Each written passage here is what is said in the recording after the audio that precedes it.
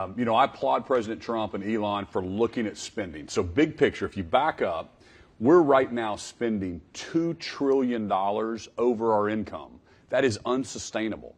And Congress has a tough job because I know there's a lot of great programs out there and there's a lot of great needs. But in my opinion, states already have balanced budgets. We have to look at our spending, right? So for example, do you borrow, I'm going to ask everybody here, do you borrow $20,000 on your credit card at the end of the year to give to a humanitarian effort? Of course you don't.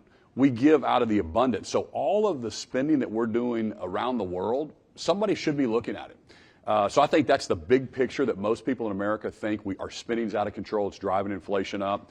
When I say DOGE in Oklahoma, so about 40% of our dollars that come to our states come from the federal government.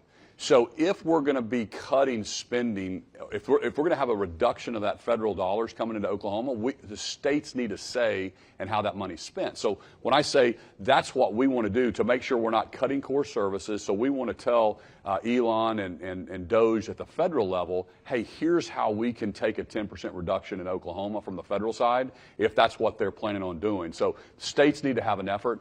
The other thing I'll say about the federal spending, it's the states that are doing the education, the infrastructure, the health care. We're running our economies. And so the way that we look at it is the federal government, whatever agency, we would prefer more block grants. We would prefer more ability to spend the money the way that we think we can more efficiently than kind of wash through the federal bureaucracy.